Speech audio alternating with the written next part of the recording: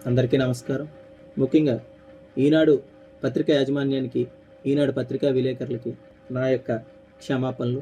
నేను చేసిన అతి చిన్న పొరపాటు, నా ఫోటోకు బదులు మా నాన్నగారి ఫోటో పంపించడం వల్ల జరిగిన పొరపాటుని భూతద్దంలో పెట్టి గత 2 రోజులుగా సాక్షి ఛానల్లో కానీ, సాక్షి పత్రికల్లో కానీ, సోషల్ మీడియాలో కానీ జరుగుతున్నటువంటి దుష్ప్రచారానికి ఆనకట్ట కట్టాలని నేను ఈ వీడియో చేయడం జరుగుతుంది.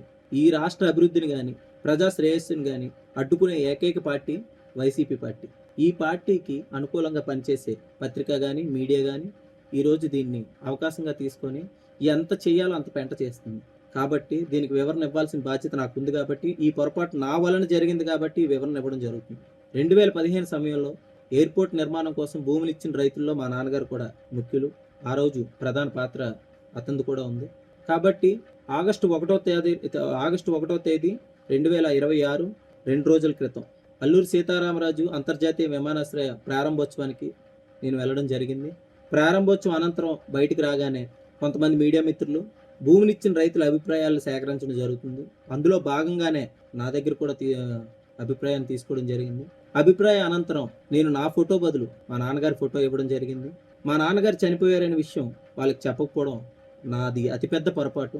దానిని అనుకూలంగా తీసుకొని ఈరోజు ఇంత దుష్ప్రచారం చేస్తారని నేను అనుకోలేదు. వాస్తవంగా గత 2015 సంవత్సరంలో చేపట్టిన భూసేకరణలో సర్వే నెంబర్ 313లో 10 ఎకరం 53 సెంట్లు మా తాతగారికి చెందినటువంటి భూమిని మేము ఎయిర్పోర్ట్ నిర్మాణం కోసం ఇవ్వడం జరిగింది. ఈ భూసేకరణ కార్యక్రమంలో ముఖ్యమైన పాత్ర మా నాన్నగారు ఉన్నది కాబట్టి మా నాన్నగారి ఫోటో పెడితే మాకు గౌరవప్రదంగా ఉంటుందని చెప్పి నా ఫోటోకు బదులు మా నాన్నగారి ఫోటో ఇవ్వడం జరిగింది. నేను చేసినట్టు పొరపాటుని అవకాశంగా తీసుకొని ఈ 2 రోజులు మమ్మల్ని ఎంత హింసించాలో, ఎంత బాధ పెట్టాలో, ఎన్ని విధాలుగా ఏం చేయాలో అన్నీ చేశారు. నాకు రీసెంట్గా కొడుకు పుట్టాడు. ఆ కొడుకు పుట్టాడనే సంతోషాన్ని కూడా దూరం చేసేసి మా నాన్నగారి చావుని ఈ వైసీపీ వాళ్ళు, ఈ సాక్షి మీడియా ఏ విధంగా దుష్ప్రచారం చేసి జనాల్లోకి తీసుకెళ్ళిందో మీకు తెలియాలి. మా నాన్నగారు 2023 జూన్ 30న హార్ట్అటాక్తో చనిపోయారు. దానిని కూడా ఈ పత్రిక, సాక్షి పత్రిక అనువుగా తీసుకొని మర్డర్ అని చెప్పేసి, హత్యకు గురయ్యారని చెప్పేసి నిన్న 2వ తారీఖున సాక్షి పత్రికలో ప్రచురించడం జరిగింది.